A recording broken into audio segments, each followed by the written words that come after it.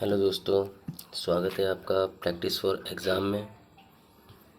आज हम देखने वाले हैं जीवी के राव समिति ग्रामीण विकास एवं गरीबी उन्मूलन कार्यक्रम की समीक्षा करने के लिए मौजूदा प्रशासनिक व्यवस्थाओं के लिए योजना आयोग द्वारा 1985 में जीवी के राव की अध्यक्षता में एक समिति का गठन किया गया।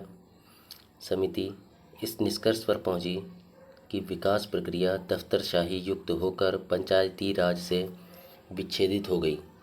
विकास प्रशासन के लोकतंत्रीकरण के विपरीत उसके नौकरशाहीकरण की इस प्रक्रिया के कारण पंचायती राज संस्थाएं कमज़ोर हो गईं और परिणाम स्वरूप इसे बिना जड़ की घास कहा गया है। यहाँ पर इम्पोर्टेंट है, बिना जड़ की घास कहा गया। आपको ये याद रखना है, डायरेक्ट क्वेश्चन आ सकता है कि बिना जड़ की घास कौन सी समिति को कहा गया है। तो आपको याद रखना है कि जीवी के राव समिति को बिना जड़ की घास कहा गया है। आगे देखते हैं। अतः समिति ने पंचायती राज पद्धति को मजबूत और पुनर्जीवित करने हेतु विभिन्न सिफारिशें की। तो सिफारिशों में पहली सिफारिश जो इम्पोर्टेंट है वो है जिला स्तरीय निकाय अर्थात जिला परिषद को लोकतांत्रिकरण विकेंद्रीकरण में सर्वाधिक महत्वपूर्ण स्थान दिया जाना चाहिए। यह कहा गया है कि नियोजन एवं विकास की उचित इकाई जिला है तथा जिला परिषद को उन सभी विकास कार्यक्रमों के प्रबंधन के लिए मुख्य निकाय बनाया जाना चाहिए जो उसे स्तर पर संचालित किए जा सकते हैं। ठीक है, यहाँ पर जो मेन बात है ये है कि जिला स्तरीय जो निकाय है जिला परिषद, ठीक है, जिला स्तरीय निकाय कौन सा है? जिला परिषद है। ये भी आपको देखना है और महत्वपूर्ण सिफारिशों को ऐसे के ऐसे ही आपको कॉपी में लेना है और फिर उसको रिवाइज करना है। तो दूसरी सिफारिश है जिला एवं स्थानीय स्तर पर पंचायती राज संस्थाओं को विकास कार्यों के नियोजन क्रियान्वयन एवं निगरानी में महत्वपूर्ण भूमिका प्रदान की जानी चाहिए। तीसरी है प्रभावी जिला नियोजन विकेंद्रीकरण के लिए राज्य स्तर के कुछ नियोजन कार्यों को जिला स्तर पर हस्तांतरित किया जाना चाहिए। एक जिला विकास आयोग के पद का सृजन किया जाना चाहिए। इसे जिला परिषद के मुख्य कार्यकारी अधिकारी के रूप में कार्य करना चाहिए तथा उसे जिला स्तर के सभी विकास विभागों का प्रभारी भी होना चाहिए। पंचायती राज संस्थाओं में नियमित निर्वाचन होने चाहिए। ठीक है, इसका निष्कर्ष निकलता है कि यह पाया गया कि 11 राज्यों में एक अथवा अधिक स्तरों के लिए यह चुनाव समय से संपन्न नहीं कराए गए। जब संपन्न नहीं कराए गए तो ये समिति आगे कैसे रिएक्ट करती है वो देखते हैं।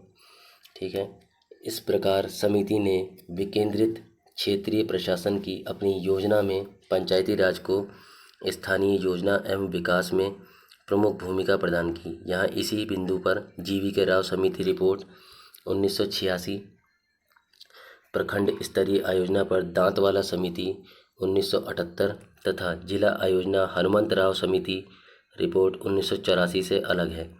दोनों समितियों में यह सुझाया गया था कि मूलभूत विकेंद्रित योजना का कार्य जिला स्तर पर संपन्न किया जाना चाहिए। हनुमंत राव समिति ने जिला अधिकारी अथवा किसी मंत्री के अधीन अलग जिला योजना निकायों की वकालत की थी।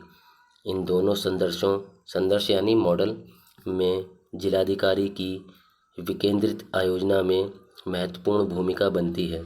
हालांकि समिति का कहना था कि विकेंद्रित योजना की इस प्रक्रिया में पंचायती राज संस्थाओं को भी जोड़ा जाए। समिति ने जिला स्तर पर सभी विकासात्मक एवं आयोजना गतिविधियों के लिए जिलाधिकारी को समन्वयक बनाने की अनुशंसा की।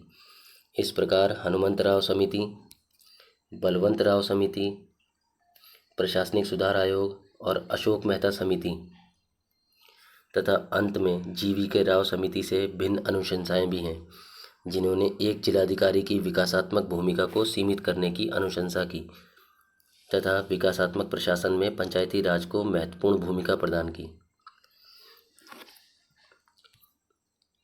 तो आपको ये जीवीके राव समिति को ऐसे का ऐसे ही कॉपी में उतारना है और उसको बार बार रिवाइज करना है और अपने अकॉर्डिंग प्रश्न को हल करना है। Thanks for watching. अच्छा लगे तो सब्सक्राइब करना, लाइक कर छोड़ देना। धन्यवाद।